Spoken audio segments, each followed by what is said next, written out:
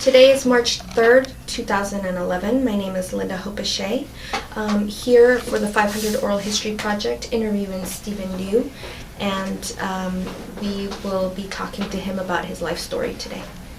Stephen, can you please tell us how you spell your last name, first of all? D is David, I-E-U. This is a very rare last name. Yes, It is a Vietnamese Chinese last name. I see. And what is the background story to your Chinese last name? My understanding correctly, my father's side, my grandfather was Chinese, immigrated to Vietnam. And on my mother's side, same thing, that my grandfather, maternal side, was also Chinese, and then married my grandparents, my grandmoms on both sides, and they were both Vietnamese Chinese. Okay. So you're looking at almost second generation. My parents were born in Vietnam. Did they speak Chinese? Yes, they do. So I'm probably the third generation Vietnamese Chinese. And do you speak Chinese? Yes, I do speak Chinese. Oh, wow. We lived in a Chinese neighborhood in Vietnam. It's called Cha Lun. Saigon is the whole thing, which is the capital of South Vietnam at that time. Now they call it Ho Chi Minh City. In Saigon there is a area called Cha Lun, and that is where mainly Vietnamese Chinese lived. And what did your family do for a living? My parents are business people, which is majority of the Chinese Vietnamese or Vietnamese Chinese. So yeah, they have business selling, exporting, importing rubbers. Rubber? Plastics. I see. And when you were small, what do you remember about your childhood? A lot. Have a very wonderful time in my country. That was during the war, even though there was war going on in a different part of Vietnam, in Saigon, very peaceful. And so you know about the war, you saw it on TV, you read on newspapers, but in the Saigon area you don't see that. The only thing that I personally experienced about the war was during 1968 uprising from the North Communist, and that's when they completely surround all the cities, and including Saigon. So we have to evacuate from my home to another area which is like about miles away. What was it called? It's just the same town. It's just a mile away. There were, at that time, during the 1968, they call it Tet Offensive. Tet means New Year in in Vietnamese. There were pocket fightings all around the capital. So you just move or evacuate to the areas there were no fightings. Wow. It's just like you evacuate within the cities. So who all evacuated? Who was in your family that moved? My whole family. And how many brothers and sisters? I have 12 brothers and sisters. And when we evacuate now, 1968, I was pretty young. I think it's about 6 or maybe 5 years old at the time. And when were you born? 1961. So 7 years old. It was during the New Year, a Chinese New Year, which is probably the largest festival or celebration of the year. And it started out on the second day. That's when the whole Tet Offensive started, and especially in my area. So were there still festivals going on in the street? No. It's completely emerged or submerged into the war. They call it Tet Offensive. It's a very fierce battles And again, it's all over the country. And did everybody know that it was going to happen? No, nobody knew. So it was were a they surprise. in the middle of preparing food for Tet, or That's were right. they outside doing school dances with children, or what happened, and how do you remember finding out that that was happening? Like I said, it's the second day of New Year. And it's a culture, custom in my family, and I'm pretty sure it's everywhere, for every family, and especially families with the Chinese culture. The first day of the New Year is a day that you go to temples, churches, and if you're Buddhist, you go to temple and then you wished good luck, bring good luck to the family. The second day, and this is a custom, Vietnamese and Chinese custom, the second day is a day that you're ready to go and visit and celebrate and give wishes to your paternal grandparents, which is on paternal side. That's the second day of New Year. The third day of New Year is the day that you're going to have to go to your maternal grandparents' side and give them good wishes. And that's when, the first religions, the second are your ancestors on paternal side and then maternal side. And then the fourth day of the New Year, that's when you can celebrate on your own, with families gathering and go everywhere you wanted to go. It have 14 days celebrations, but that's in the old custom culture. In Vietnam, I'm pretty sure they still celebrate that, or in China, but in America, 14 days is a long time. Usually we celebrate, 1 or 2 days. And then because of the work and lives over here and schools and everything, so a lot of culture or customs we're not able to follow. But I believe that the Vietnamese community in the United States and everywhere outside of Vietnam, they try to continue with that custom as much as they can. And so how did your family realize that they were being under attack? No, not my family, the whole country. The whole city? The whole country, South Vietnam. It was a complete, they call it total uprising from the North Communists, or from they call it a Liberation Front, which is the people that already in South Vietnam rose up with the support of the North. What I knew, or my family knew, or the entire country, my part of town knew, was in the morning, about 7 or 8, my dad then get into the car, and as kids we followed him. He just wanted to go to the gas station and put gases in it. And we were driving to the gas stations. A lot of people outside in the street, they say, "Stop, don't go there. We don't know what happened, and we need to get the gas." So my dad said, "What happened?" They say there were people killed at the gas stations. The first thing flashing your mind is maybe there was a fight. They said no, it was fighting. People killing each other with guns. And so they stopped. But there was no police, no securities, or no military people. And nobody knew why there were dead people there. And somebody just shoot somebody. So that's when we realized that something went on at that time. And very quickly, in a few hours, there are other places in town, and word spread very fast that there were killings. And they believe that it's the communists killing other people, civilians, and other soldiers. Now, in Vietnam, kind of a funny way to say it, but the military the South Vietnam. We celebrate New Year, so soldiers stay home, celebrate with their families.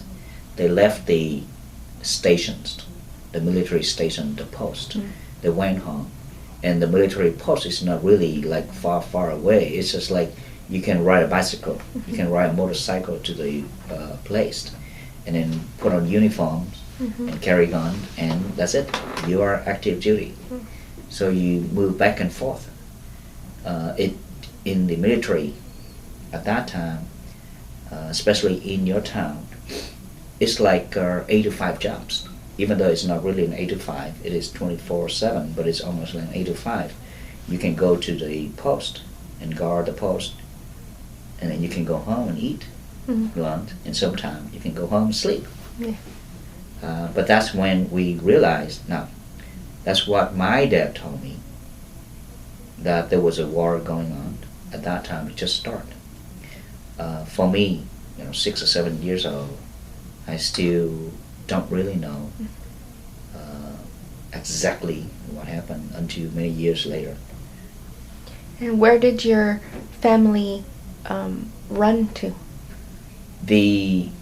Now, when the communists attacked during that time in big cities,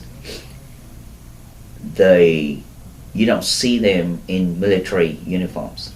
These are people who look just like you, wearing civilians, but they have guns. Okay, and they run from house to house.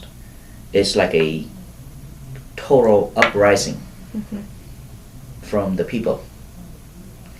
In the South Vietnamese soldiers, they wear uniforms. And of course the American military, they all wear uniforms. So you look at them, you know immediately.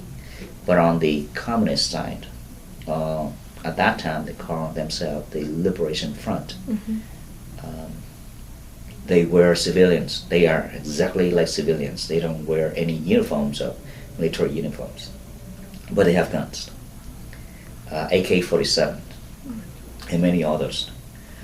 My neighborhoods happen to be the area where there are a lot of fighting.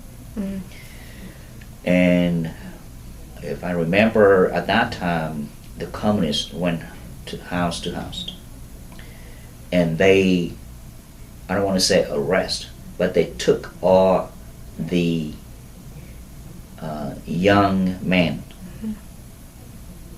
and older men with them. They don't capture these people, but they took these people because they had guns. And they gave these people guns. And they say, you need to follow me, you need to carry the guns with me, you carry weapons for me, and you become a part of me. Even though they don't choose, but they were forced to do that at that time. So my family, my dad, I believe he's probably in the early 30s, no, in the late 30s or early 40s. So we knew it was going to happen. So my dad left, escaped, went somewhere else. He took off. So the only people in my house are my mom, with all of the young children, including me, and babies, that's my brothers, babies. So how many of you siblings were sisters, and how many brothers? We have five girls and 7 boys. And were there any? How old were the oldest boys? I don't know. Probably 14, 13 at the time.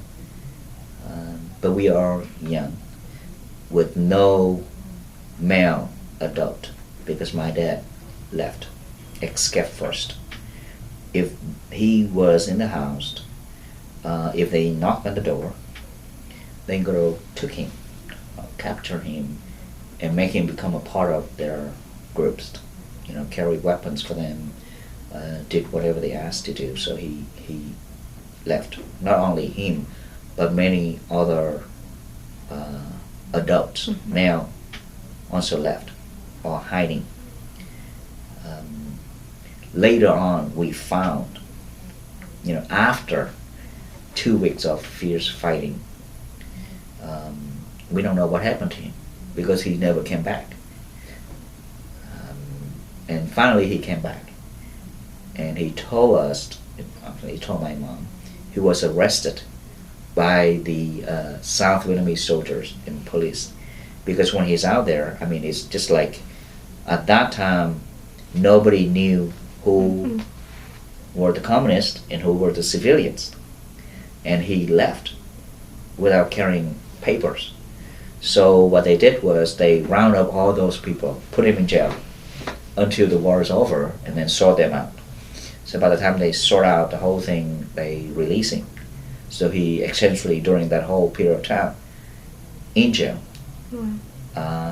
But maybe that's a good thing, because if you were in jail, now it's a very horrible place to be in, but you're safe. For us, the other thing, we stay at home. We have enough food because it's New Year. You bought a lot of food for celebration, so you have enough food. We make a lot of noise as children. It's kind of funny because I don't remember which day, but a few days later, they knock on our doors. They knock on our doors, and we kept quiet. And they knock. They say, "If you don't open, we're going to throw the grenade inside." Okay, so we opened, and they ask, men with weapons and civilians. These are communists. We can call communist infiltrators. The Liberation Front people.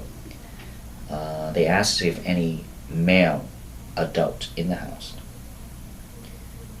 We said no. So they asked my mom, "Where's your husband?" She said, "I don't know." Of course, they say you were lying, right? She said, "I don't know. He left and he never come back." And they say, "I don't believe it. Now we're going to arrest you, my mom, my baby brothers and sister. They just clings onto my mom legs, wouldn't allow her to go, so they have to drag her, but." We pulled her back, a bunch of kids, crying and 12 yelling. of you? Yeah. Well, kind of. And of course, she's carry baby too. So they say, "Okay, you stay here, but you have to leave the door open completely. If we need, we come in." And my mom said, "Yes, yes, yes." And so they left. They move on to the next house, whatever. And then we close the door. Nobody's going to open the door wide open. I mean, the street are completely empty. Close the door. And my mom said, "Everybody be quiet." Yes. But I think probably a few hours, we back to normal, screaming and yelling, fighting with each other, little kids. A few hours later, they came back. They knocked on the door again. Became quiet, scared, and the same threat. "If you don't open the door, we're going to throw the grenades in." I open the door. And they say, "Did I tell you not to close the door?" "Yes." "Why did you close the door?" "I don't know." "Now, we're going to take you out and shoot you." Okay, so everybody the same thing. Clings onto my mom, crying and yelling and everything, and they drag a little bit. They drag my mom's a little bit, with all of us, like a whole group, crying and screaming and everything. And then they stop, and they said, "This is the last time. Leave your door open. If we need, we can come in." Yes. They left, closed the door.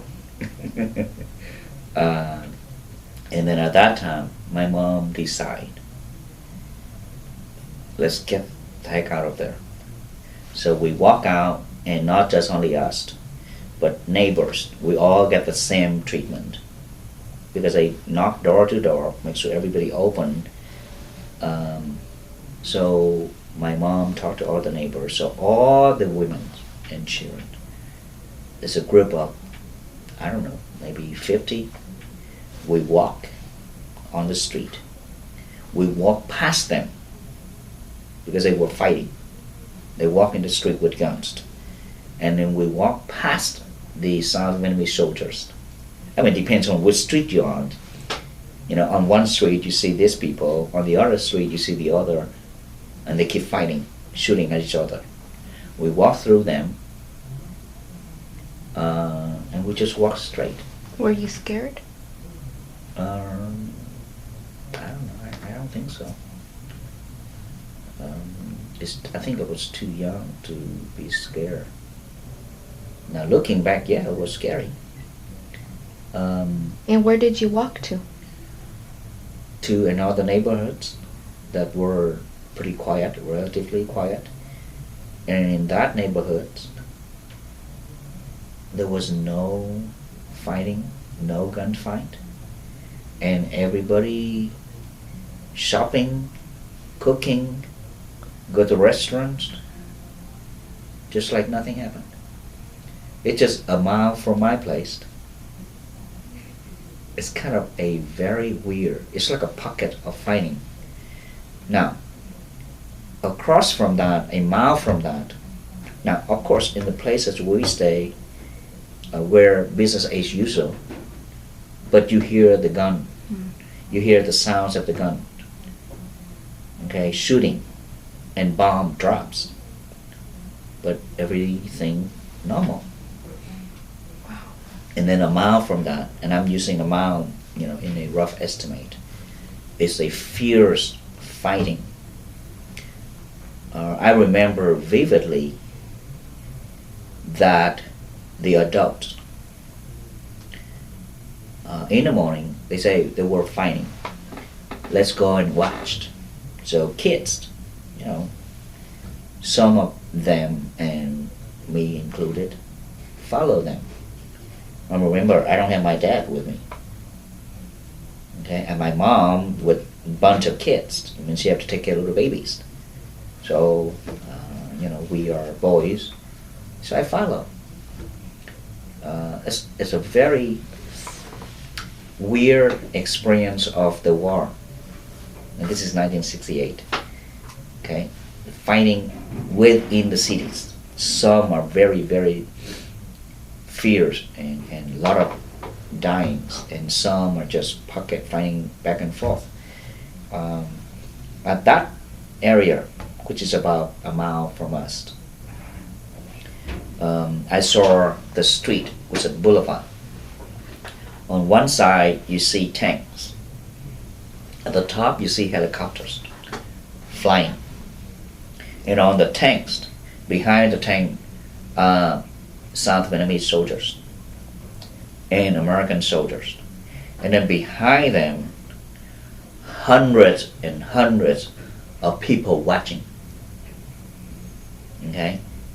And then on the other side of the boulevard are the Vietnamese communists in the houses, shooting out, and they shooting in, and helicopter shot down to those places, and then drop bombs, and then of course tank here. You know, I remember vividly some of the Vietnamese soldiers turn around and telling the civilians, the people, go home.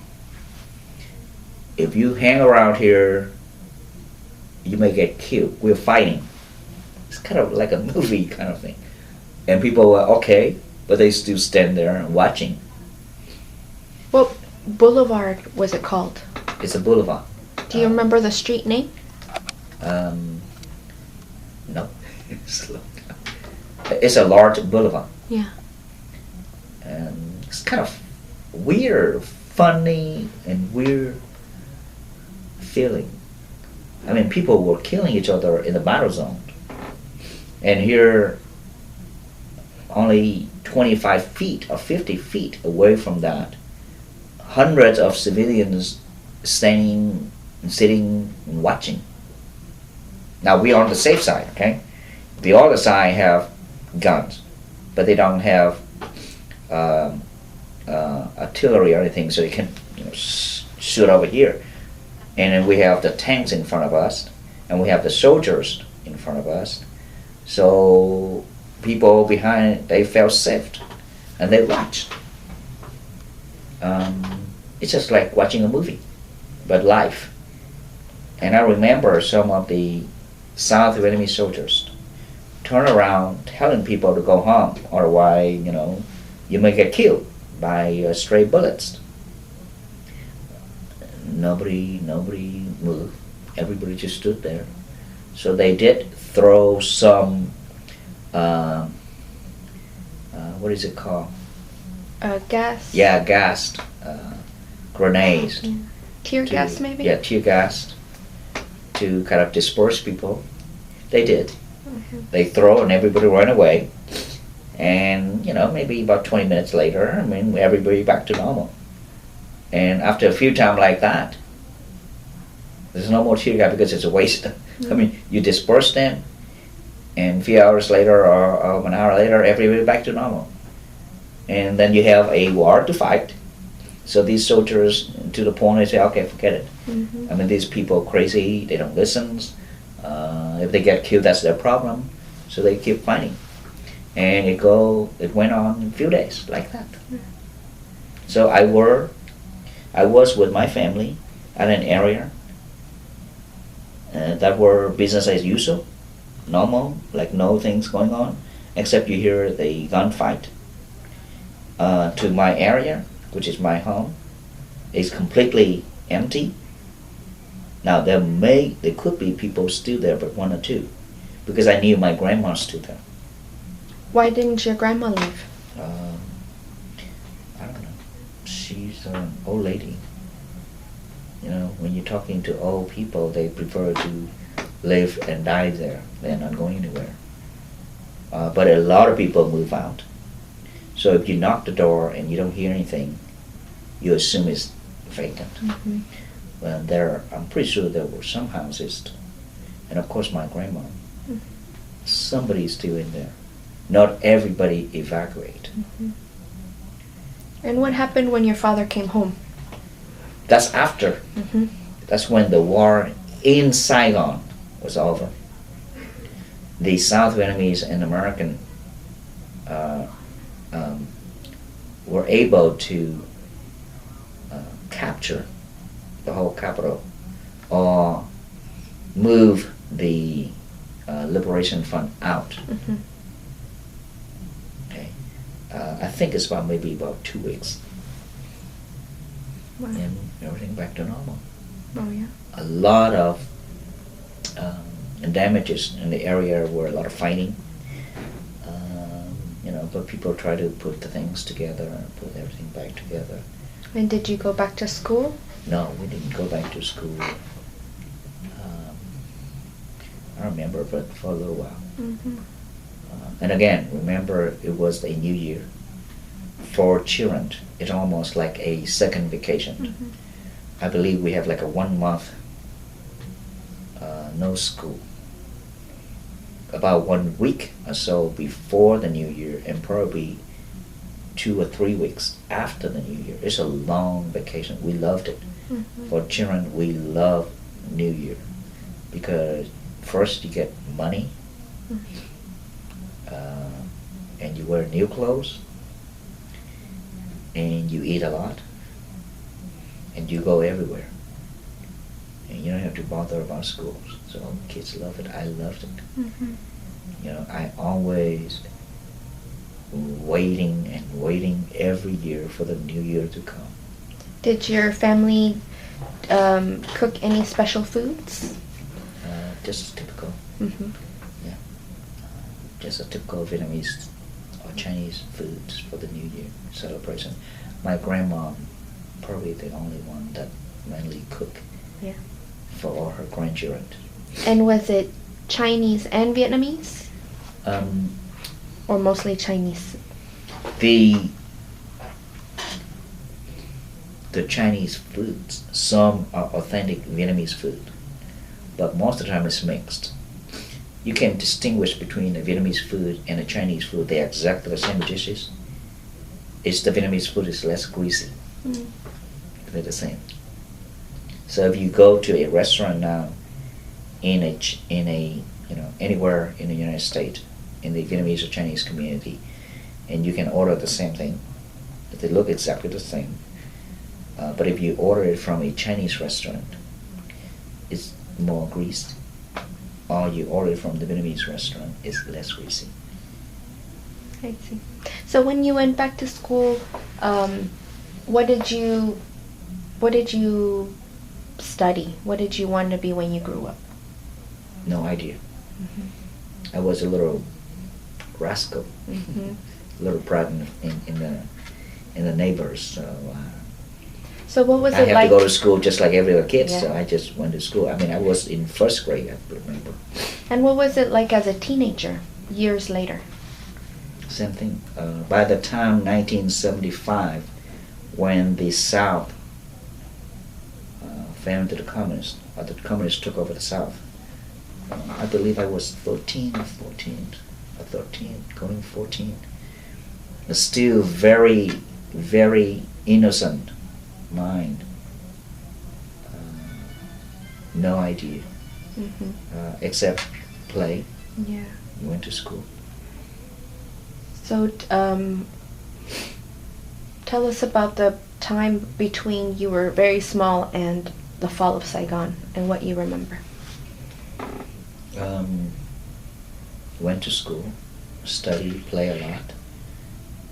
Play first, school second. I'm just an average student in Vietnam. But I love readings, and especially reading something about military and about politics. It becomes something that I like to read. So I read a lot. Of course, I love to go out and play soccer. It's a very popular sport for everybody. All you need is a ball, a soccer ball, and you can play anywhere. In the street, Mm-hmm. where a car driving, okay? And you just kind of like, when there's no cars, then you play, and when the car come by, you stop and let the car pass, and then you continue playing. It's everywhere. I mean, it's very common things in my country. So I was aware that there were a war going on between the North and the South Mm-hmm. in different part of Vietnam. You saw in the news. You saw soldiers or military people, because my neighborhood there are a lot of people also draft Yeah. to go to the military, and they go home. They went home. My relatives, like my cousins, my uncle, some of them were in uniform, and they came by and they visit during their day off or whatever, and they were in uniform. So we knew. We always looked to the soldiers, the Vietnamese, South Vietnamese soldiers. For kids, we love it. We look at them like a hero, because the way they dressed, the gun they wear, I mean, it looked very macho. Did tough. any of your relatives get killed? Yeah, I mean, distant relatives. Now, my family, nobody enlist or draft Mm-hmm. in the military. First, my dad is older, so he didn't fall into that range, had to be drafted. And my oldest brother wasn't at the age of 17 or 18 yet.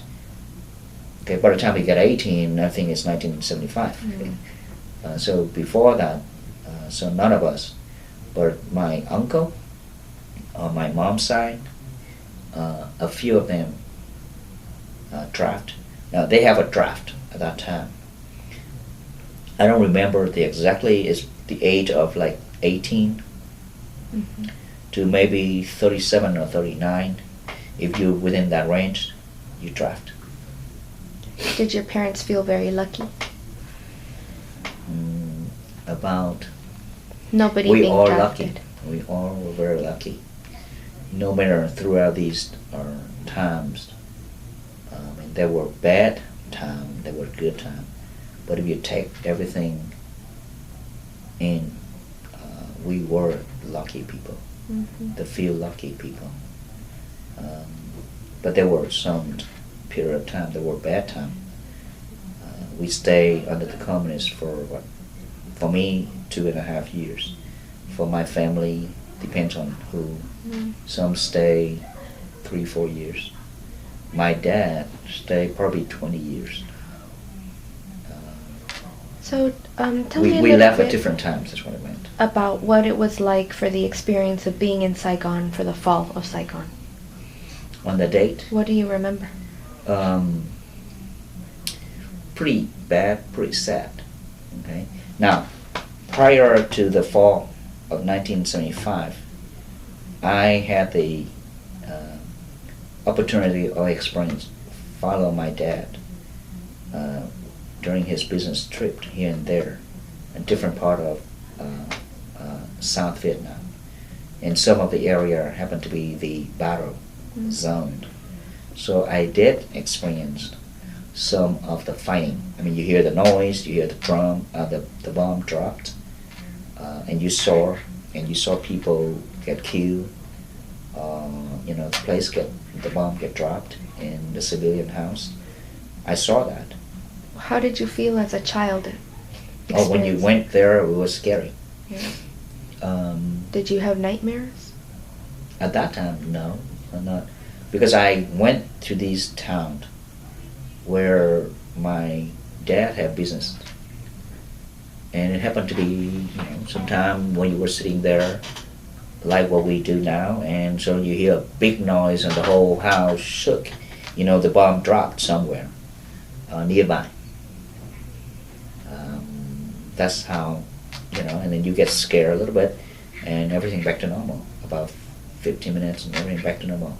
Once in a while you get a bomb dropped, and it happened to be nearby, and then you, assuming that you were on a car on the street, you see a lot of checkpoints that you have to pass by. So you have to have document. Now I'm talking about the adult, but for kids like us, we just tag along. So when the bomb drops, when they were fighting right in front of you, shooting, then yeah, you were scared. And after that, back to normal. I mean, it's the life of a battle zone. And after a few times, you don't feel anything. You just are normal. Now, my experience or remember is during the April 30th, 1975, which is the fall of Saigon. Prior to that, 3 days prior to that, now we heard a lot of news that the North invade the South, capture the central regions. I'm not sure your word, central regions. They're moving in, and there are lots and lots of refugees, from the central, moving down to the south, which is, to the capital, by boat, by sea, by land, whatever, and they flooding, millions of people flooding to the Saigon area, and it's very chaotic for the first maybe 2 months, starting from late February, March, it's getting escalating, and you watch the news, you read newspapers, you see a lot of chaotic. It's really, really chaotic. And then you went to school, you walk outside from your home to school in the street.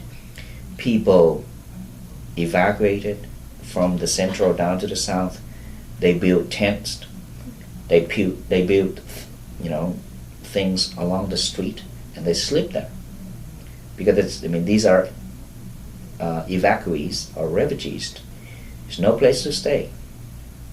So they all over the places, in town, in Saigon, in the capital, and very much everywhere down the south. When you have close to 1 million people or more in the central area. Now we have the north area, which is the northern communists. You have the central, and then you have the south. Okay, the central and the south part of South Vietnam. And when the communists took over or invade and capture the upper part of Central, everybody evacuated, so they're flooding the south. So you have tons and tons of refugees or evacuees, and there's no place. If they have families, of course they went to their family, but if they don't, they sleep out on the street. They slept in the street, so they just build a tent, get some plastic, some paper, and just cover. And cook there, eat there, sleep there. So I walked to my school. I saw a lot of that. So we knew there's a very bad time. Yeah. And what school did you go to? I went to Hồng Vương. It is a just a typical. Was it mostly Chinese students? No, these are Vietnamese. Vietnamese. Yeah, it's a Vietnamese school. The 1975 April 30th was a pretty bad time. I think everybody who stayed behind knew that. I was about 13, going on 14, on the 27th of April. Now, I just mentioned to you with all the fighting and evacuations and the refugees flooding the thing. During that time, the only thing that I have in my mind is a little kid. The only thing is when will they move into my school so I don't have to go to school? When will these refugees, use my school so I don't have to go to school? Wow. Yeah, and the other thing is when, because there's just so many people, there will be a time that they're going to utilize the schools as a facility to shelter, and that's the only thing went through my mind with my friend. When do we, when is going to be the time we don't have to go to school so we can play? And that's the only thing crossed my mind during that period of time as little kids. But on the 27th, that was, it changed the whole thing. The 27th of April. It was the night, about 1 or 2 o'clock in the morning. I was sleeping. Everybody slept. The whole house shook. The house shook. The whole neighbor, it's like an earthquake. And I woke up, and I have no idea what happened. And I look around, nobody. And it's dark. No light and nothing. And you keep hearing bomb drop. It just shook. I thought the whole house was going to collapse. So I ran out of my bed and looked around in the dark, calling my moms, calling my older brothers.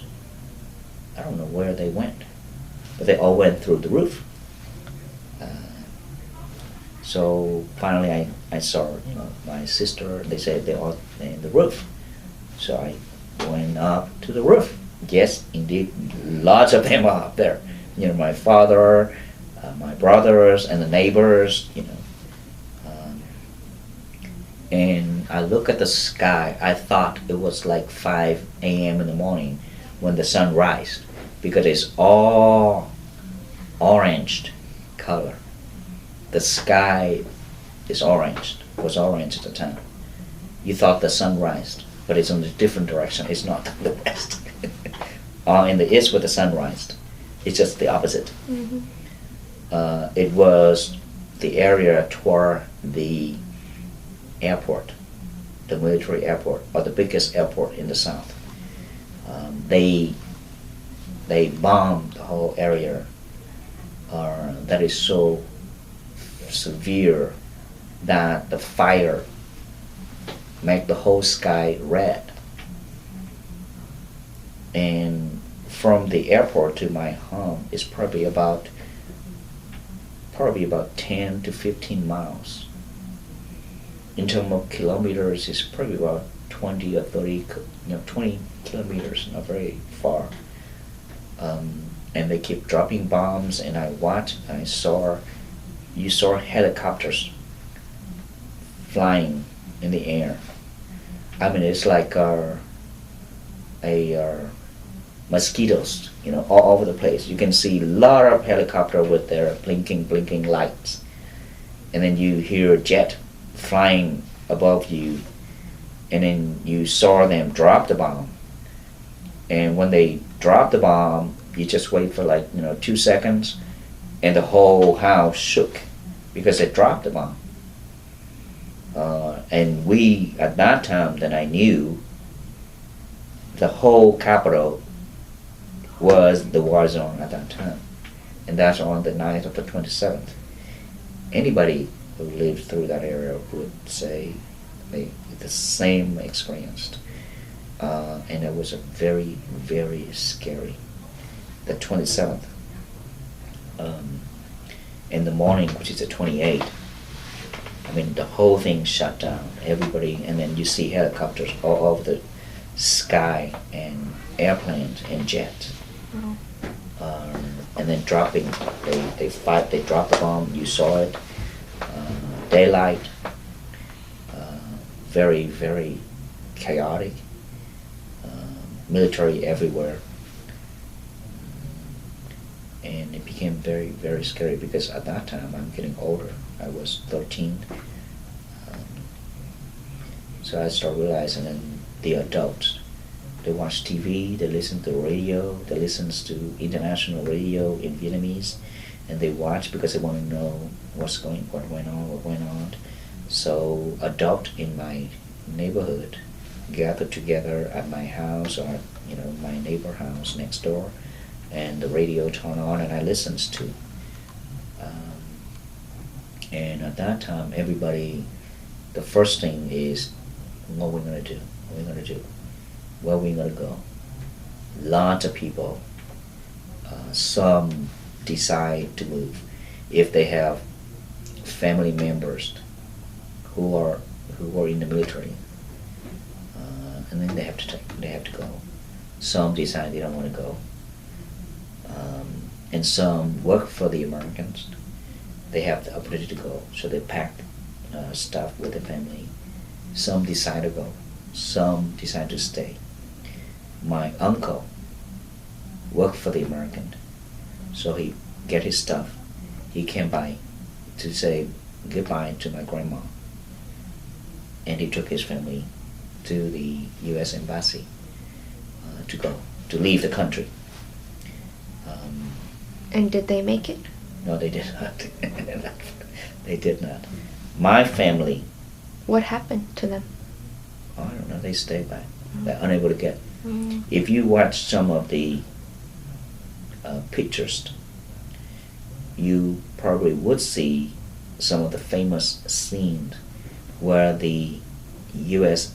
Embassy flooded with people with the gate closed, everybody coming in, and there's only one helicopter on the top. Now, you have one helicopter probably can evacuate 20 people. And you have 10,000 people waiting. It was very chaotic. And that's what happened. Wow. He couldn't make it, so he stayed behind. And of course, he had to go to education camp or jail, prisons. Okay. But for my family, I remember the 28th and the 29th. My aunt, I have several aunts on my dad's side and on my mom's side. On my dad's side, they live out near the Navy yard with a lot of ships, and they knew people there. So they first called in telephone, and second, they drove in to my house. Now I'm talking about, about 10 miles distant, okay? Begging my dad, say, let's go. There are ships out there. We knew people out there. Pack your stuff and go. My dad say, where? I said, I don't know. Just go. We just go. You know, need to leave, because if you stay here, you're gonna get killed. The company is gonna take over. I mean, it's very obvious. My mom said, where do we go? I mean, you know, you have 12 kids. Where do you want to go? My dad said, I don't know. Nobody knew. We just get out of the boat and go. Go where? Nobody knew. My aunt, from my mom's side, my mom's sister, also telephoning, say, let's get out, and she lived nearby the ocean. Get out there. There are boats out there. There are ships out there. And some of her nephews, which is my cousin, they were in the Navy. They're sailors. They there. If you need, just get out. He will get you into the ship and get out. I said, get out where? Nobody knew. Just get out. So a lot of families, members calling to my family, say, let's go, let's go. We don't know. I mean, I was young. I heard all those things. I don't know. I know my mom crying. My mom cried. That's all I saw. She cry and cry and cry. And I remember my aunt say, if you don't want to go, why don't you let 2 or 3 of your boys went with us? And my dad said, yeah, let's do that. You know, I don't know what to do, and you leave and take 3 of my boys, the 3 oldest ones, pack their stuff. So they packed their stuff. My mom said, no, you know, can't do that. You know, just cannot take my boys. And took my boy. I don't know where they went, where they're going, and you just go. And go what? I mean, I don't know. Right? My mom's crying. She said, no, no. And I remember at that time, I mean, everybody panicked. Okay, my dad didn't know what to do. So any idea is fine. Okay, whatever. So my older brothers and sister were packing their stuff, and my mom said, no, you don't pack. And I remember my mom told my dad, said, look, either we all go or we all stay. Either we all live or we all die. But cannot split. Because I don't know. I mean, you cannot just tell me take half of my kids go. And you don't tell me where they go, and they don't know anything. I mean, you know, all the kids are very confused.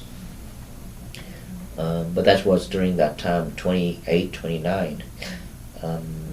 So we could keep back and forth like that. My aunt say, go, go, go. Okay? And my dad say, I don't know. And then I say, take half. Okay. And my mom said, no way. And I said, why don't we go? I said, I don't know where to go. I don't know. You cannot just tell me to leave my home, leave everything, and just pack the stuff and leave. It's not going to happen. And especially my family, my dad say, I'm not even in military. You know, what are they going to do to me? Huh? Nothing. So it was like that. Mm-hmm. I mean, it's very tense. No sleeping 24 hours. Noise everywhere. You hear gunfire, you hear bomb drops. People screaming, yelling, crying, and the whole neighbors. So I'm left. I'm very sure that every family had the same experience. What to do? Leave or not leave? Leave or not leave? I mean, everybody's stuck in the same situation. So I'm left. My best friend housed family. 2 of their brothers, the oldest, left with their aunt or cousin family. And then they stay behind. So there were family that split. Okay, and there were family like my uncle. They all went to the U.S. embassy. We didn't hear from them. We thought they left. But, you know, a week or 2 weeks later, then they came back and they say, we couldn't make it. But we have to be in hiding. Mm-hmm. Okay. But that was the period. It's very sad, chaotic.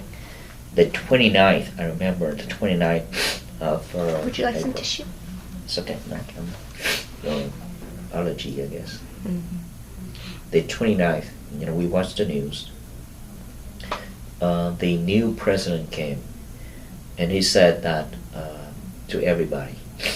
This is the 29th, around noontime. He said something to the effect of all of the American servicemen and all of the American civilians still in Vietnam. You have 24 hours to leave the country. Something to that effect. 24 hours. And that's the 29th, noon. So everybody knew this is the end. When you're telling the American pack their stuff and get out fast, you have 24 hours. And he's a new president because the old president resigned a few days before and left the country. And all the military leaders at the time left one at a time. So you can see that, it's a very, very chaotic. Bomb keep dropping. On the 29th, still bomb drop, but it's less severe than the 27th. So it's kind of subsided down. And it's staying the same. Every family struggling with the decision what to do. Now, you went to the shipyard or you went to the Navy yard. There was no guarantee you're able to get into the ship, okay, because it's packed of people. Thousand and thousand people line up. Everybody want to go. And then, U.S. Embassy and many other places where there are helicopters. And there were people who shooting those helicopters because they couldn't get up to the helicopter. And these are soldiers, people. I mean, you get a very, very chaotic situation. Very confusing too. And I remember during the whole time, my mom, the only thing to do was crying. She just cried day in and day out. Don't know what to do. My dad, the only thing I see him is just cling to the radio. I'm not sure what he listened, but he kept listening to the radio. And then, neighbors, everybody in the same situations. And kids like us, I was very confused. I was, I felt something is not right. Something is not right. Something's weird. Something is not right. I just don't know what it was. I just could not pin down to exactly what's the problem. It's just something's not right. I was 13 at the time. Now, that night of the 29th, the neighbors, they start handing out Vietnamese communist flags and informing everybody, say, take down the South Vietnamese flags. Take down everything that belongs to the South. And that was at night on the 29th. Did your family have any South Vietnamese flags? Oh yeah, everybody has. Oh, yeah. It's like a mandatory kind of thing. You have to have those things. We didn't take it down. We don't know what to do. We just left it there. But yes, I have the Vietnamese, the communist flag in my hands, and then some of the slogans, like flyers. I saw those things. What did the flyer say? It's the communist, we victory and things like that. I mean, you saw those things. It's almost everywhere. Meaning that everybody knew it's coming. Mm-hmm. It's coming. So the people were in hiding now rose up, and they start making sure these things out. So words get out already in all neighbors, not just my neighborhoods, but everywhere. Until the noon of the 30th. That's April 30th, noontime, around noontime. Then the new president, because he said, and then he has on the radios, on TV, and that's when he said, all South Vietnamese soldiers, lay down your weapons. He didn't say surrender or anything. I don't remember he said surrender, but he said, all South Vietnamese soldiers, please lay down your weapons. And we will have an orderly transfer of power.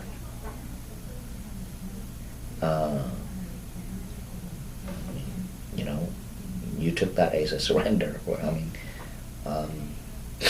Right after what he said, it would not be long. I don't remember how long, probably half an hour. You hear gunfight, you hear cars, motorcycle, all over the places on the street. People, the mobs, the mass, celebrate. So they shoot guns up in the air, everywhere. Everywhere. I mean, it was a anarchy. And I was at that time on the rooftop of my house. Yeah, because I heard the same thing and went through that period of confusion.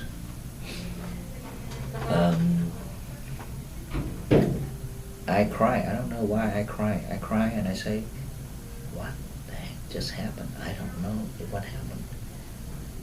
And I just cry. And in my head, I say, how could that be? You have American troops that are very powerful, and you have the South Vietnamese soldiers in uniform, very powerful, and the one that you knew from the North Vietnamese, these people with guns, but in civilians, you know, it's not organized.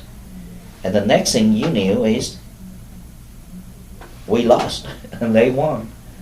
And I have no idea what happened. Why did we lose? And I knew the South Vietnamese government during the whole year up to that time, because you saw on the news and you read newspaper, a lot of protests, this and that, they say that the government corrupted. It's a corrupted government. You knew that.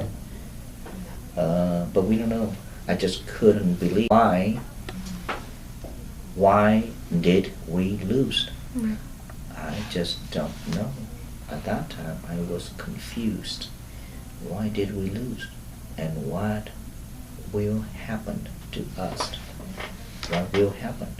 And I remember standing up there hearing all the noise, gunfire. I mean, these are celebrations using guns, okay? It's like firecrackers. Mm-hmm. And car and this and that.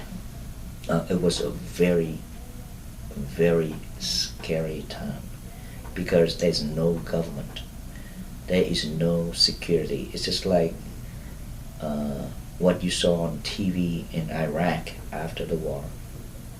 It's chaotic. It's an anarchy. No government. Everybody do everything. Lootings. And everybody killing everybody else. If you met somebody, you know, your neighbors or somebody, now guns is everywhere on the street because the soldiers left the gun, dropped the uniform. You took the guns, you go over there, you settle the scores with them. So it's happening everywhere. It is a time.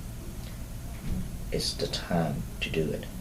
And I was up there on the roof, sitting, you know, cry. I don't know why I cry, but I cry. And I remember either my brother or my mom saw me up there, so yell at me, tell me to go down, because it's very dangerous. You shot bullets up in the air, it's gonna have to fall down, Mm-hmm. and it's gonna kill you. Just the bullets coming down, you know, can hurt people, and people die, not by gun shooting at you, but by the bullets up in the sky falling down, because there's so many, you know. So they tell me to get off the roof because you will get killed. I came down. Now my neighbors, my cousins, they came to the home. Everybody panicked, confused, just like everybody else, and it's so chaotic outside. And the first thing that I knew that everybody adult talking in my neighbors, my dad, is let's arm ourselves. You don't know who you pissed off in the last few years. They may and they could come by and kill you. Okay? So let's arm ourselves. So the adults, they all went out, and I followed them. The only thing that they tell me, you want to go out in the street? Very simple. Find a helmet. Put it in your head. Because, bullets can drop down and kill you. So we went out and looked for the helmet and put in, wear a helmet and walk out the street with guns, shooting everywhere. Dead people on the street. You walk by them. Military uniforms everywhere on the street. Guns right there. Grenades right there. You want to pick whatever you want to pick. It's right there. It's on the street. So my family, we took some guns, M16s guns, and bullets, and took home. Because that night was the scariest night. The neighbors, few houses together, said, look, we're going to watch over each other. We're going to make sure if somebody comes to your house, we're going to shoot at them. If they come to my house, you shoot at them. We shoot in, we shoot out. So everybody have guns to protect ourselves, because you don't know. I mean, it was so chaotic. You have mobs, you have prisoner release, you have everything. You have people hating each other. Think like this. If you were in the armed force, if you were in the police force, in your lifetime as a police officer, you probably arrest people. You probably put people in jail for violations, whatever.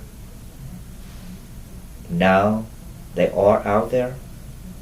If they remember you, they're going to come by and settle the score with you. Okay? And that's very scary. And that's what happened during that time, that night. You hear screaming, you hear yelling, and you hear shooting. Different part of town. So how did your family recover from it? And not just my family, everybody. Yeah, how did everybody deal with several months. And I also remember this after the 1975. No food, no nothing, right? So whatever you have, that's what you had. And suddenly you hear people. They say, down the street or somewhere close by, some of the food storage for the military, they went in there looting. So me too, we all pack our stuff, go to that place, squeeze in, and carry whatever you can carry. I remember carrying a bag of rice, 2 bags of rice, put on your bicycle, took it home. And then we went into another place, there are canned foods, and we took those things, tons of us, thousands of us coming in, took the thing. So whatever you can take, just take it, carry it home. It was anarchy. The neighbors, people say, hey, there are a lot of people in that area, there's a lot of soft drinks, there's a lot of beers, cokes. Okay, let's go. Get your bicycle, ride out there and, put your stuff in and carry home. What about your father's business? Oh, everything shut down. Forget about business or anything. There's no food. There is no business. There is nothing. There was no government. There was nothing, period, during that period of time for several months. Several months, there was nothing. Lootings everywhere. people killing each other everywhere for several months. Now remember, you went from a orderly society with police officers, with everything, to nothing. Mm-hmm. Okay? The military, the North came in, occupied. Of course, they're military people, they're not police officers. And they start guarding important places. Okay? Now, of course, they also celebrate. But they have to guard, and there were some pocket fighting. Mm-hmm. There were some who refused to surrender, so you have to, get rid of those people. So there were still pocket fighting. That's what soldiers were for. So nobody protect the people. Mm-hmm. It was So anarchy.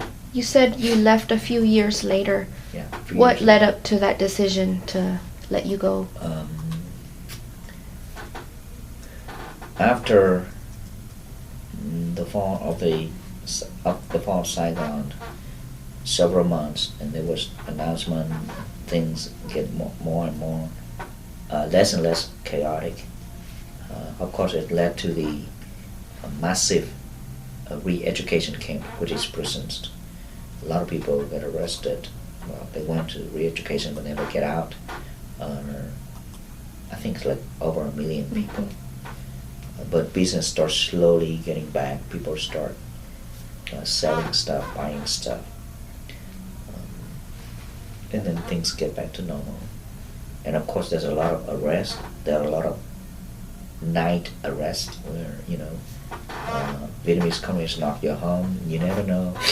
I remember in my neighborhood, at night, maybe 11 p.m., sometime 12, sometime 1 a.m. morning, you hear military car, 1 or 2, drove, put on their brakes. You can hear that squeaky, noise. That's somebody else's house in the neighbors. Knock the door. They took people, arrest people, or those things happen almost daily. Sometime in the morning, sometime at night. My friends, I remember jeeps, military cars, drop by in the morning, and the next thing I knew is you saw, they escort my friend, dad, his uncle, up into the car, go. So these things happen everywhere.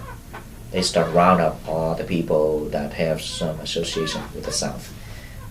Some in the civilians, some in the military, this time. And they didn't take your dad? No, my dad wasn't in the military. Did he ever get questioned? Oh yeah. It's years later. They went slowly, groups after groups. They went against the business owners about a year later. Mm-hmm. They round up all the military people, people working for the government, the important people. They round those people up, and slowly to the less and less important people. So either you're in the first group, and your second group, third group, fourth group. Eventually, they're going to get to you. So, your father was a business owner, so they Yeah. came to question him? No, they came, question and arrest. And what? Yeah, they arrest you because you were business people. Business people mean you corrupt, mean you exploit people, or you, as a business people, are you bad. You are bad. And where did they take him? To prison. For how long? Different people, different time. How long did your father my come? dad, no. They took my dad, arrest him. He was in hiding many times. But finally they caught him, they arrested him. I think about 2 years. But at that time, I already left the country. Oh, okay. Yeah. I already left the country. When did you leave the country? In the summer of '77. And why did you decide to go? Why did I decide? I didn't decide. I was only about 14 or 15 years old. Who decided for you? I guess my parents did. We left the country in a different groups. My mom and my dad make the arrangement to send us out by boat. The first group are 2 brothers. Older? Yeah, my 2 older brothers. And then the second group, that was my group, 4 of us. 3 brothers and 1 sister. And then the third group was my younger brother, but he couldn't make it, so he was arrested. Mm. But he was small? He was smaller than me, yes. But he was arrested. Not him was arrested. His boat people, the entire group was arrested. Right. Some get killed, some went to jail. He went to jail, so he couldn't make it. And about a year later, they released him because he was a little kid. So he went back home. And then I was out of the country already, okay? And these things just relate back to us. But my parents continued to plan and arrange to ship children out slowly. Looking backward, now I have a family and I have children. It was incredible. At that time, I was a child. My parents that night say, pack your stuff. And I said, where? Just pack your stuff and go. I said, where? My dad, much calmer. He said, oh, we send you to France. I said, France? So we're going to go on an airplane? I said, yes, tomorrow morning. And my mom was crying and crying. My grandma was crying and crying. And I said, if we got to go on a airplane ticket out of France, can I go to my friend and tell my friends I'm leaving? My dad said, shut up. Can you shut up? Don't sing. And finally they said, no, you're going to escape just like your older brother did. Don't be stupid. And I said, okay, I don't know. So what happened? We went as a group, 4 a.m. in the morning, pack our stuff, like we went to school. Of course, you don't go to school at 4 a.m. Yeah. Okay, but my school backpack, I have clothes in there. Went on to a bus, and the bus transported us to the ocean area. But midway, they drop us in a little town. It's like a fishing town with fishing people. Mm-hmm. And on the bus and on us, the people want to escape. Several people, including 4 of us. They tell us to take off your clothes, put on these fishing clothes. And they say, left all your stuff here. By the time you get onto the boat, we're going to ship these things that way. But act like you're out there fishing, working out in the rice field. Okay, I don't know, I never done that. But here I'm dressing like a fisherman. And then we walk out and we spread out. Every 100 yards or so, one of us. And we have about 10 or 15 people just walking like that. But all end up to be one area, which is a house, down there, close to the ocean. That's how we went. Looking back, It was really stupid. It was, you look at a little boy like me.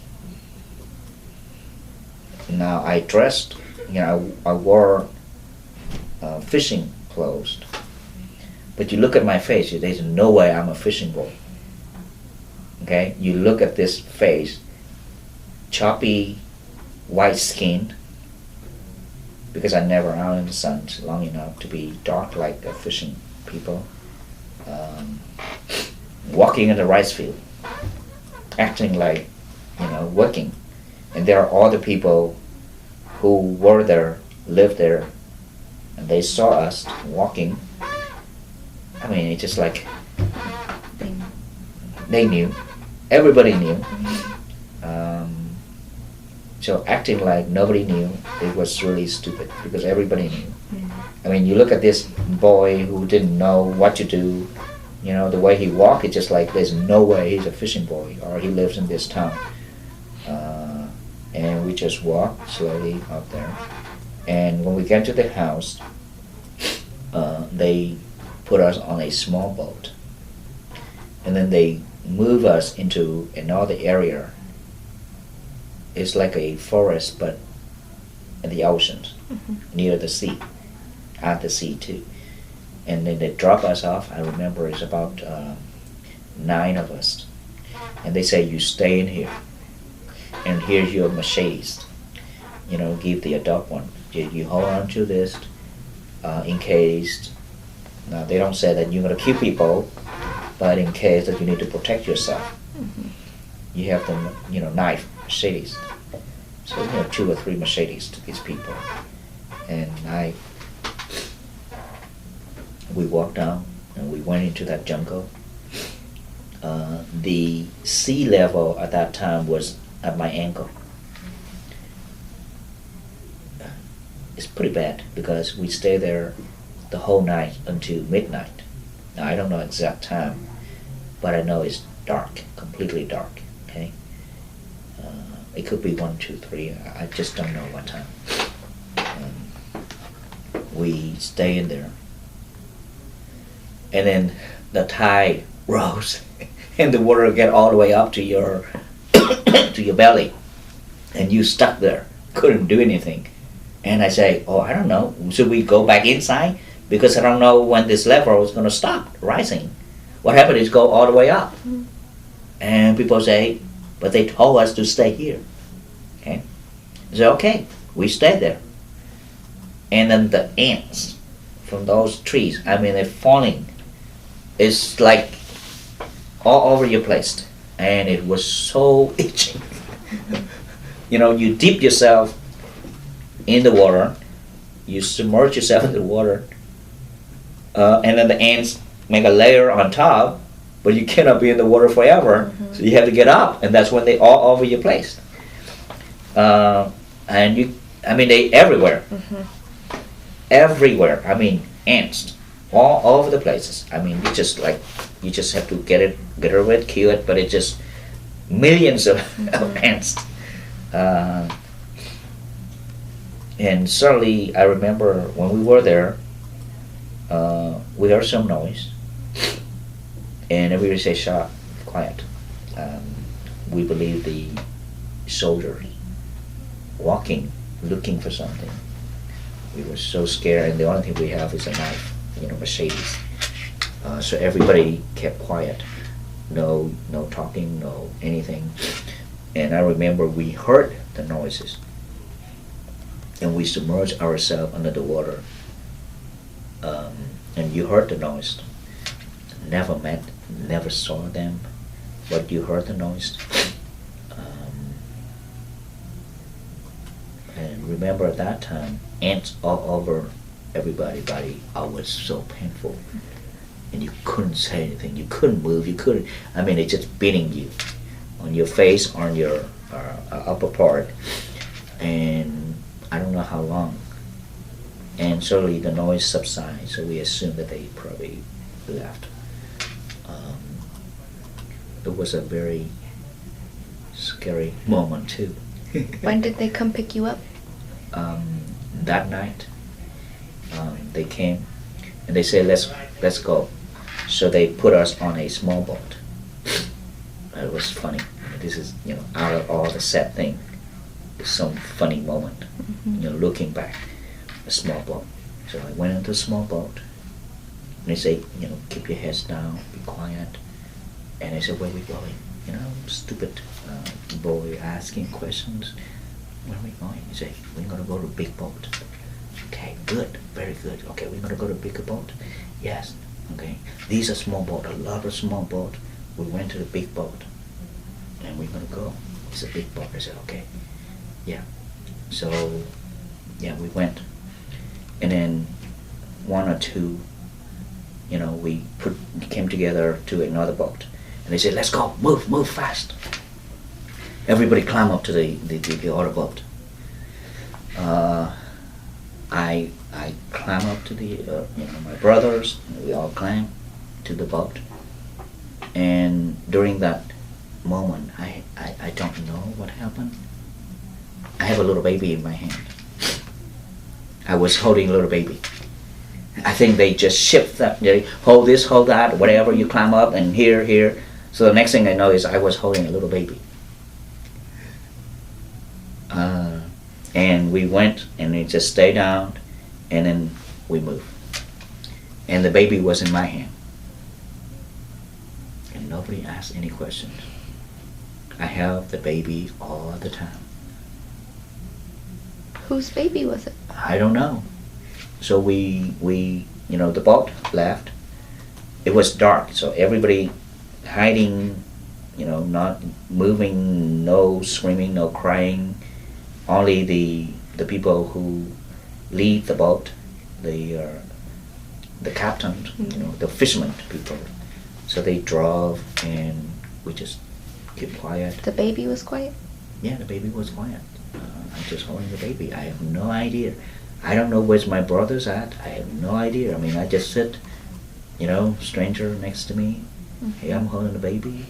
A little girl sits next to me, and I look, see where's my brother's at. I see where's my sister. Maybe somewhere. It's dark.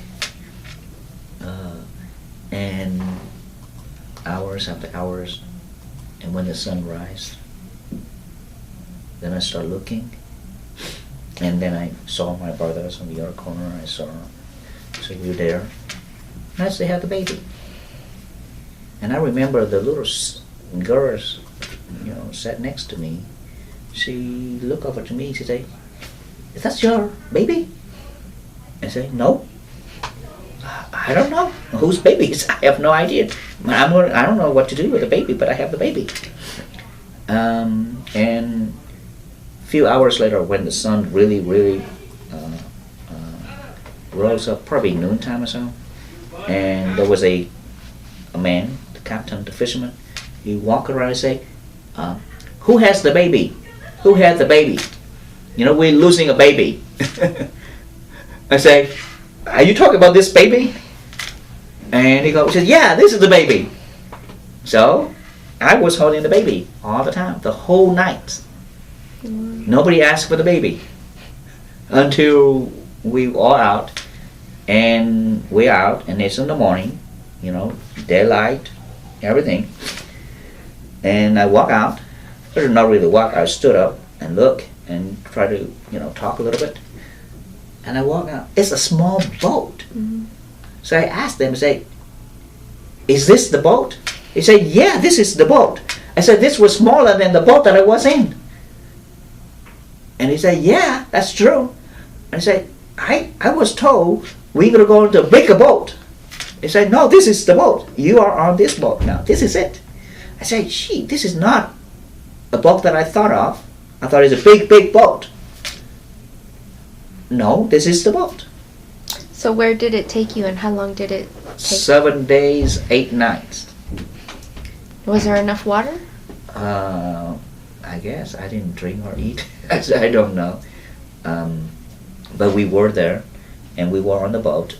Totals of 36 people, and it's a family kind of thing. These are family fishermen, and they took on approximately 10 city people, which were us. And it was, looking back, it was a very, very scary moment. I would not dare to do the second time. But at that time, I had no feeling whatsoever. Never been out in the ocean that far. So when I get up to the front, I mean, it just bounced me up and down. It's just like I thought I'd been thrown out of the boat because of the wave. And you look and you saw the wave higher than the boat. You thought that it's going to swallow you. But actually, when it came, your boat rose up to the top. And when the wave passed, you just drop down, making a big splash. And so you keep getting bounced up and down. I mean, it's just like, I thought I was thrown out of the boat. If you don't hold on to something, you've been thrown out of the boat. Now, that's for me, the city boy. But for those fishermen, people, they just walk like nothing happened to them. They don't need to hold on to anything, but you just have to lie down and, hold on to something that you thought they're going to, the wave throw you out. And where did you finally We land into Malaysia. The funny part of that journey was I asked people, including the captain. These are fishermen. Very innocent questions from a city boy trying to make friends with people on the boat. I asked the lady, which was the sister of the captain. They were all Catholics.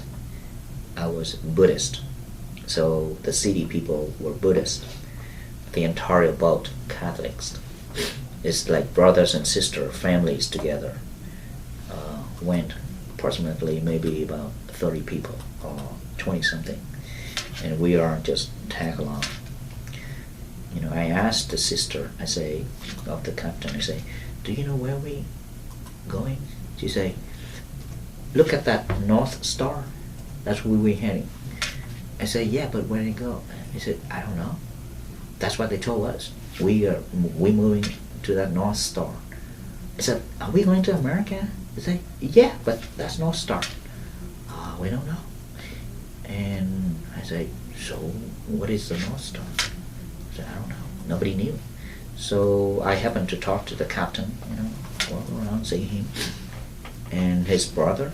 I say, where are we going? He said, I don't know. I said, what do you mean you don't know? We never been out here before. All we do is fishing. So this is what we do. We just pour in and just go. I said, are you sure? I said, yeah, we never went out this far. To the sea, to the ocean, we don't know. And he said, so where are we going? Hong Kong, maybe? I don't know, they don't know. I said, so how do you know you're going to go there? How do you know that you're not going back to Vietnam? Right? I said, that's a good question. I don't know. But look at that North Star. That's where we're heading. So what happened when you ended up in Malaysia? We got into Malaysia, and the people there are very, they saw us, they were very helpful. They took us in. The United Nations then came, the military people, the Malaysian people came. They asked us, of course nobody spoke English, but some of us, the city people, including me, we spoke Chinese. We were so lucky because the small town people, Malaysians, some of them Malaysian Chinese, Chinese everywhere. So we taught them in Chinese. So we established the communication immediately in Chinese, and then they translate into Malaysians, to the Malaysian government, and then took us into the refugee camp. The trip, the journey, and the sea. There was one hurricane. We thought we died. It was incredible. Late in the afternoon, you look out to the horizon, you see dark clouds, completely dark, and you're heading into the night. You look at the ocean, it's dark water. It's not blue or anything. It's dark. And then you start feeling the wind. It's getting more and more powerful. The wave first is high. Now it's like a 3 or 5 story high. It was very, very scary. And by the time the cloud came, meaning the hurricanes or thunderstorms, I just don't know. I remember sitting on the deck of a small boat. This is the boat of approximately, they call it 20 meters. So I'm not sure how long, 20 meters. Now, the cabin, where the captain driving the boat, there's no wheel. He's still using that little stick with a little propeller, using the stick. Okay? So you can imagine the boat is a small boat. I mean, you're still using the stick. It's just like a little fishing boat, in the river. You're still using the stick. So I remember I were in the front. I think I still can touch the cloud because it's just right at me. I can touch the cloud. It is just right at you. You can touch it, and of course the wind very high, and then the wave is like a tidal wave. It's just pounding. I mean, it can pretty much capsize the boat. And it's completely dark, raining very hard, lots of water. We thought we were gonna die. So everybody went out, and the elders, which is the grandparents or the parents of the families, these are Catholics, okay? We all sit down together, holding hand out there, get a rope tight so you won't get bounced out of the boat. We pray. Of course they pray. These are Catholics, so I pray. I don't know what I pray, but I pray. It's just, I don't know. I mean, if we all die together. But at that time, I wasn't scared. Just normal.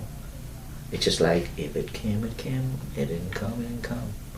Just sat there, let the water pounding you. Sometimes you can feel like your muscle like flip, but you didn't.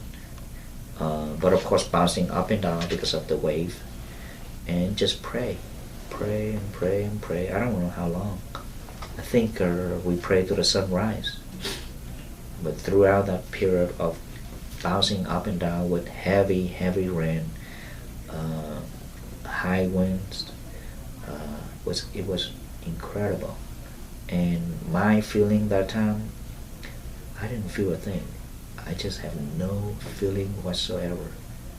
I wasn't afraid of death or anything. It's just like, okay, set, pray, everybody pray, we pray, pray for it to be over.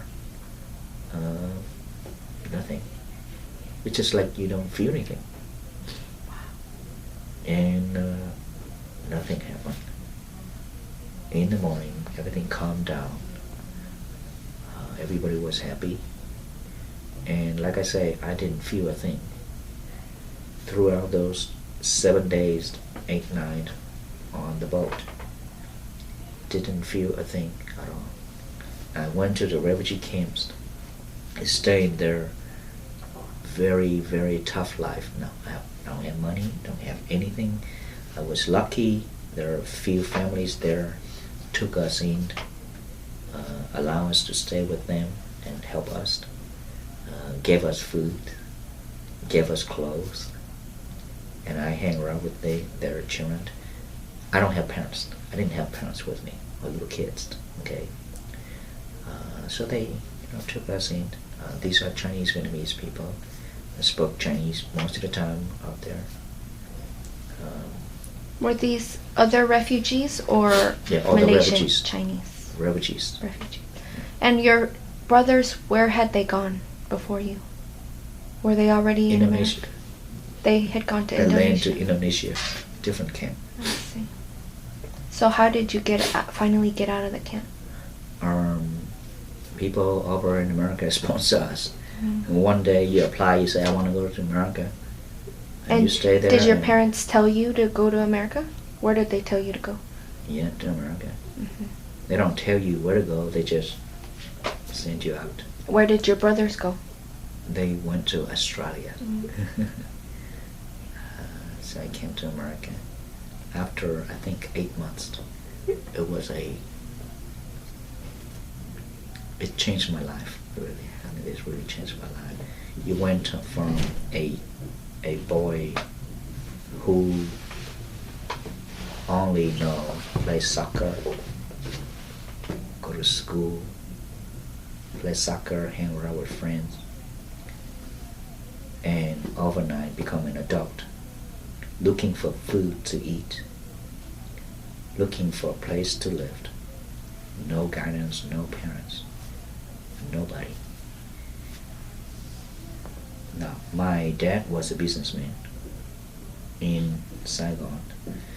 There are few people in the refugee camps heard of my dad's name because of business associate. They say, this is so-and-so's son.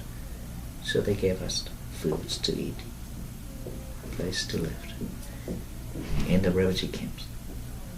And who sponsored you out of the refugee camp? I have no idea. Where did you land here? Here in Houston, I was told that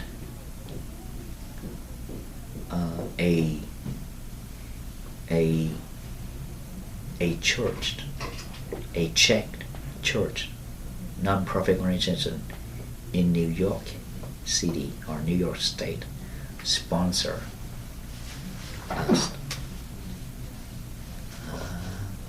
and took us over here, but they lent us in Houston. Mm-hmm. And I remember they gave us $20 per person. That's our present. $20. I have no idea how large and small $20 bill. We were so excited that we landed in America. I remember the first thing we asked people when we landed to Houston, not speaking English, but we asked people for the post office. So they show us the post office in downtown Houston. So we walked to the office. Now, didn't speak English, okay? This is your 3 brothers and 1 sister? Yes. So we walked to the post office, and we have $80, right? So my brother said, look, we need to telegraph to Vietnam to tell our parents that we made it to America. At that time, there was no communications, no knowledgeations with Vietnam, so nothing. Mm-hmm.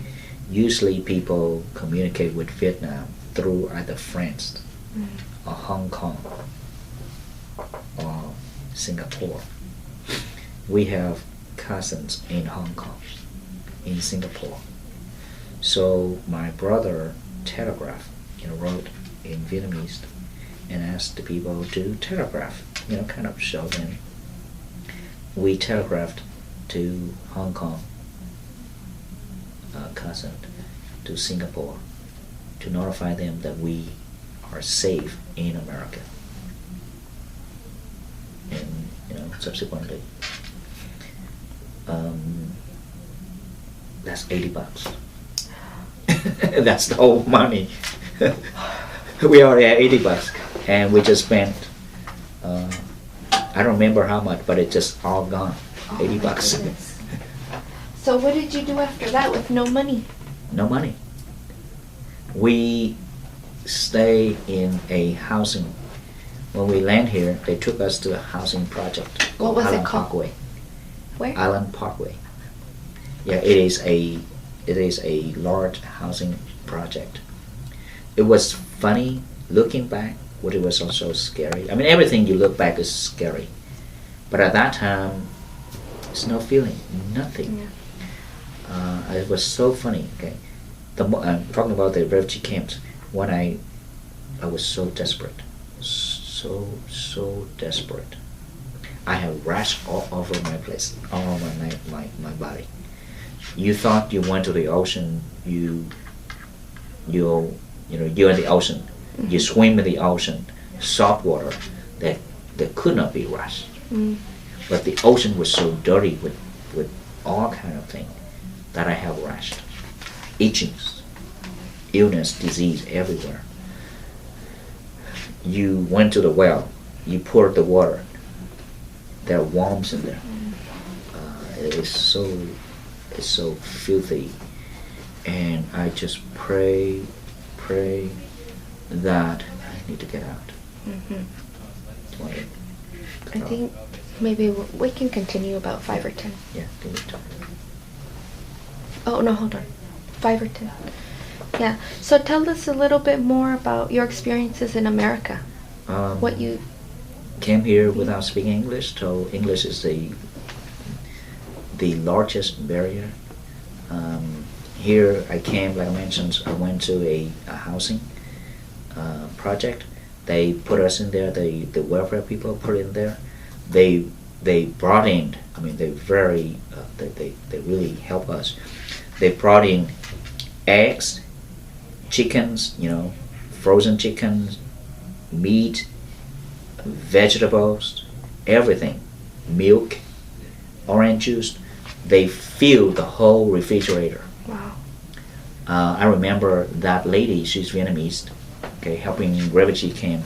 She said, you have this food, it's enough for you to eat for the whole week. We will come back. Yes, thank you very much.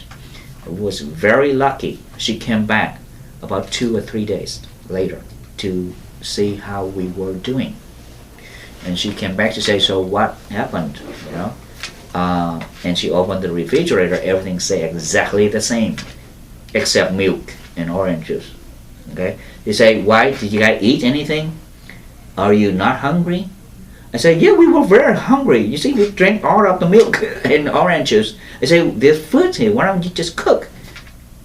I say, there's no utensil, there's nothing. There's no pan, there's no pot. There was nothing. How are we going to cook? Yeah, we have food, but we can't cook because we have a stove. But there was nothing for us to cook with. There was no bowl, there was no chopstick, there was no spoon, there was no fork, there was nothing. No pots, no pans, nothing. So did she come back with... Oh yeah, and she realized that, oh, I'm sorry, now we have food, but we have no thing to cook. So she rushed out and bought those pots and pans for us to cook. Yeah. So we essentially, about 3 or 4 days, have food in the refrigerators, but couldn't eat. And I'm sorry, they're telling me that we have to wrap it up. Oh. But I wanted to ask you a little bit about how you became a lawyer, and if you have any thoughts for the second generation about your life and what you want them to learn from it. What I came out and learned, mainly what I learned from my experience is I grew up, I become an adult very fast at the age of 15 or 16. Education is very important. Even I came here and I stayed on public assistant for 2 years. My first 2 years were on public assistant. The government is very helpful. I went through, all I did was study. Of course I have a part-time job working whatever it took, earn some money, I get a scholarship. Now remember, when I was young, I was just a average, probably a C or D average kid, never paid attention. And now I realize I have to do something. It's just like you have a mission in life. So I drop everything, I study. Language is the biggest barrier. I learn without knowing English well. I chose engineering as the area, and it was chemical engineering. I was lucky. I got into U of H with a scholarship, and of course, government grant. Went there, study. Do I like engineering? Is it my skill or my love? No. My interest is in philosophy, in history, and not in engineering, but to survive. That is the quickest, fastest way to earn money. And math, I don't have to talk. I can do the math. So that's to me and to a lot of Vietnamese people, it's an easy education path for us. Now, I want to get a degree, not because I want to be an engineer. I just need a degree to earn a living. Support me, support my family. My family now, at that time, start coming. Okay, my younger brothers, my mom. So I have to do something, and I rushed myself through, and my other brothers also. So we all graduate as an engineer. I was a chemical engineer. My older brother is a chemical engineer. My other brother is a mechanical engineer. We all graduate. We got a job. We start working and move out of the housing project very fast. Save money, try to buy a house for the whole big family to stay, and then support my younger brothers so they have a better life than I have. Don't have to worry about food, don't have to worry about house, and pay more attention. And that's why my younger brother, they were able to excel in school, went to Rice University. They also went all the way up to a higher graduate school without worry about money. So they were more successful in terms of education. For me, after a few years working as an engineer and everything kind of settled, all my brothers and sisters all graduate and all have jobs. Money is no longer an issue, and I did save some money, and so I follow my dreams. And my dream is to be in the philosophy or history area, and I decided to go to law. And so I quit engineering jobs, save money, move up to New York State, went to law school. And even at that time, English is the barrier, and always a barrier. I'm still learning English. But I said, look, I need to follow my dreams. Everybody kind of shocked because my brothers and my friends, everybody went into medical field. And I decided to go into the legal field. They asked me, I say, why didn't you do that? With your background, chemical engineering, and I tutored my friends to study for MCAT. And believe me or not, I went with one of my friends into med school in the first semester, sitting there, hang around with them just for fun. But I'm not interested in the medical field. My dream was, over in the philosophy and politics, and so I decided to go to law. Wonderful. And what would you like to say to those of us that are second and third generation Vietnamese Americans? Perseverance, be patient. Life is a test. It's a challenge. For me, and I would like them to think education is very important. Once you get the education, and follow your dreams. Just follow your dreams, whatever that is. You must have a dream. If you have a dream, then you have a purpose of life and how to live your life. You've got to have a dream. If you don't have a dream, you don't know what you want, and you're going to wander place to place, area to area, because you don't know. So, have a dream, whatever that is. Create a dream and follow your dream. Thank you so much. We really appreciate your time. Thank you.